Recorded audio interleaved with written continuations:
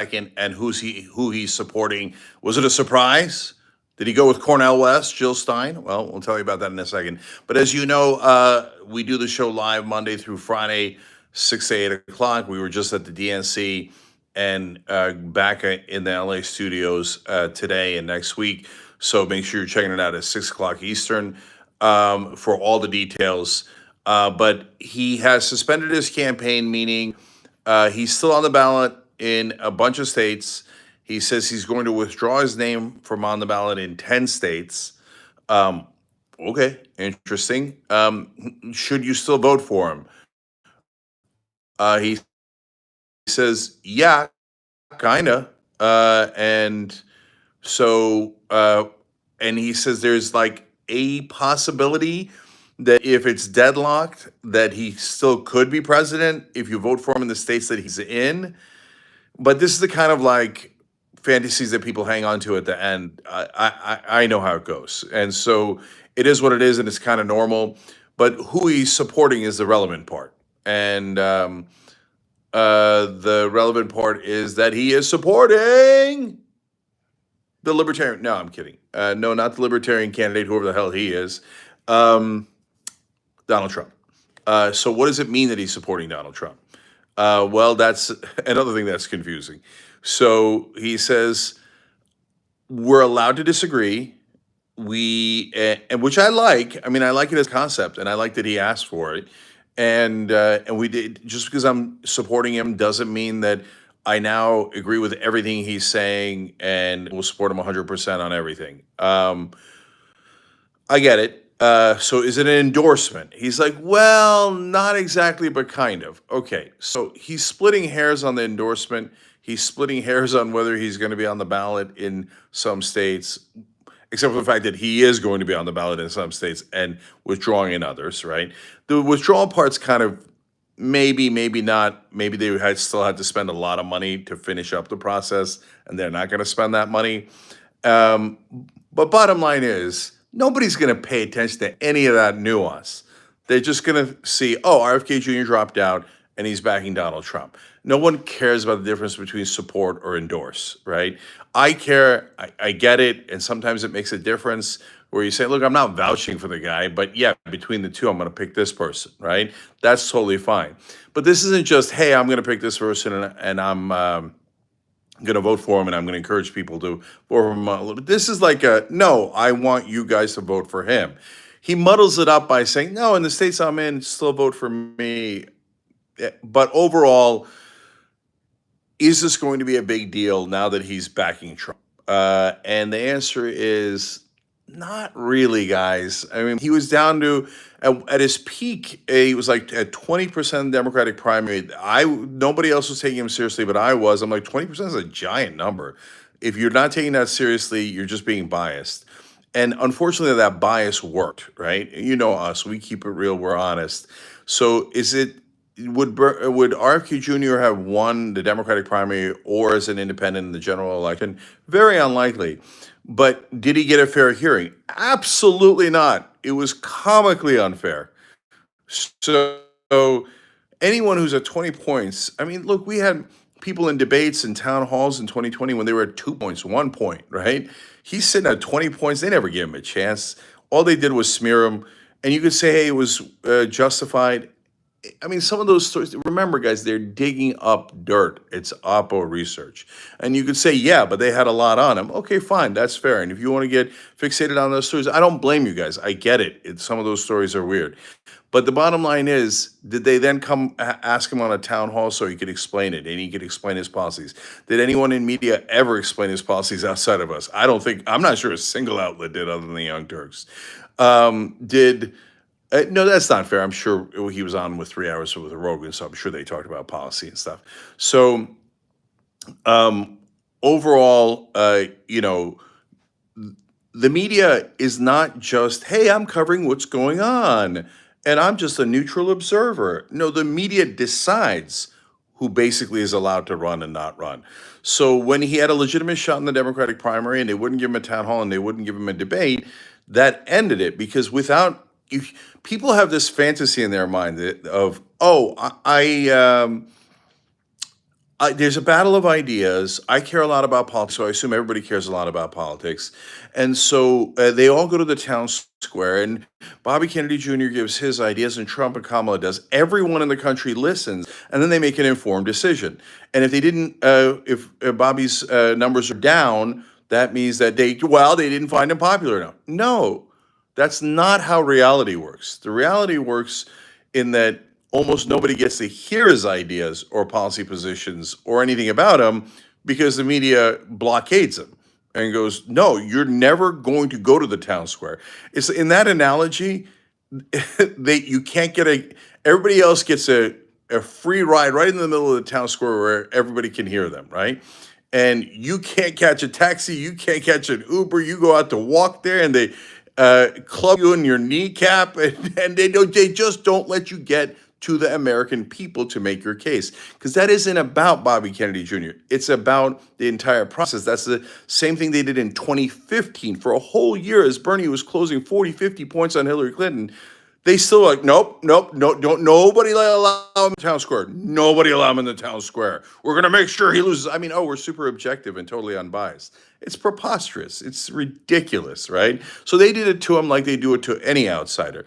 And that is irrespective of whether you liked him or you didn't like him. You thought he was weird or you didn't think he was weird. That's not the point, guys. The point is people thought he was not people thought he was at 20%. 20% is a giant number, super hard to get to. So they should have given him a forum there. And in that way, he could have stayed in the Democratic Party. And that way, he might not have become an independent. And that way, he might not have endorsed Donald Trump or supported Donald Trump, right? So I think the Democrats played it very poorly. As always, corporate media hated him. And they played it poorly, and they were the biggest factor of all. Then when he went into the general election, they treated him with the same disdain, the same media blockade. So he talked about it in his speech today.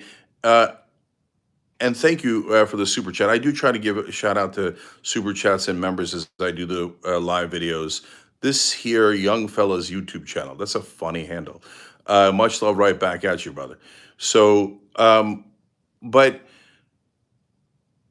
one, the Democrats have to get out of their heads. Everybody owes us their vote. Everybody owes us their compliance, and no one should ever be allowed to run against us.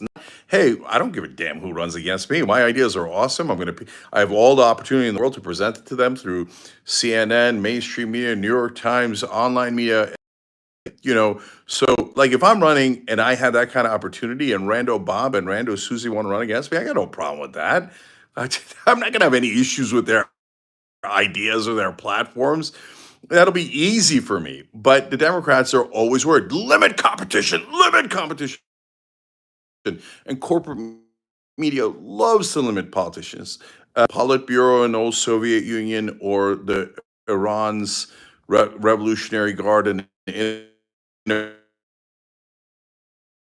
Council, the mullah, not Susie, in that case, let's say Randy, and not likely to be those names. And they go, oh, what? Here's your two choices. And that's basically what corporate donors do to us. And they did it to candidates we love, like Bernie Sanders. They do it to candidates like RFK Jr., who I agree with some of his proposals. I've said it 100 times. His housing proposal was the best one out of all the candidates. His anti-corruption one was the best one out of all the candidates. Obviously, I don't agree with him on vaccines and many other things. But the question isn't whether I'm going to vote for him or support him. The question is, is the process being fair to him? So even despite that unfairness, he had peaked at around 12% in the general election, which is, again, a giant number.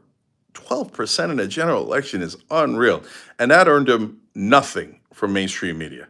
So when in his speech, when he says it was mainstream media that killed his campaign, in essence, that's summarizing here, mainstream media will sneer and go, oh, it sounds like bitter grapes, right? Yeah, but brother, you didn't let him on. You didn't give him a fair hearing. You didn't allow debates, town halls, or anything. So you can sneer all you want, but how in the world are you supposed to get to the American people if all of media blocks you from ever reaching them?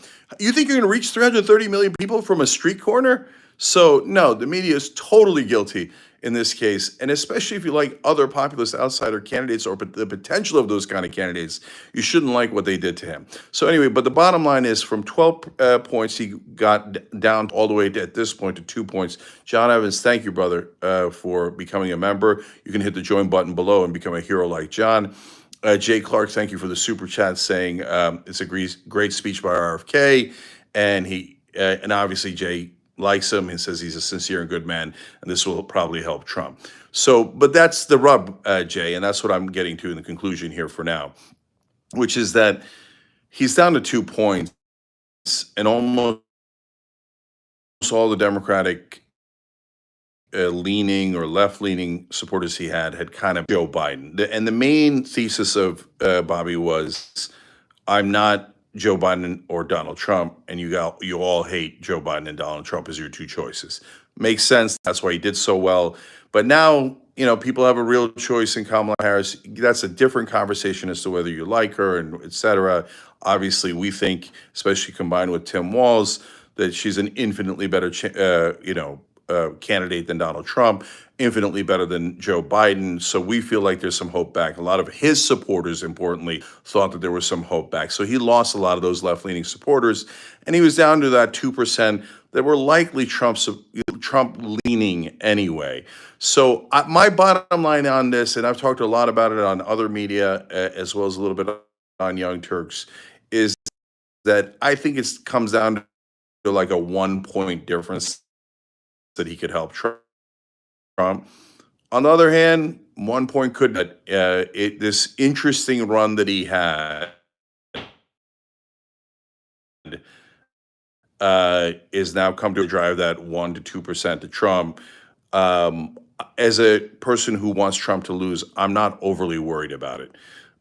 So it is what it is, and I'm not like a standard Democrat that is constantly crying and going, he shouldn't be allowed to do that. Is he allowed to do that? Yeah, he's allowed to do that. And you know what you have to do to win? Be better than them. So just be better. And by the way, I mean, great news, unexpected news so far. They have been a little bit better, and that's where we're a little bit hopeful. So, okay, so that's the bottom line. But tonight, as always, more details on the live show, 6 o'clock Eastern. I hope everybody's checking out the live show every day, 6 o'clock Eastern. Lauren, thank you for the super chat. No, I didn't see the particular video you're talking about in terms of confrontation. I did go talk to the uncommitted delegates that were supporting Palestine outside the center. I love that they did that. The Democratic Party is so hard to move on that issue, but that's a whole nother topic. Love you guys. Check out the show tonight. I'll be back in LA Monday, and looking forward to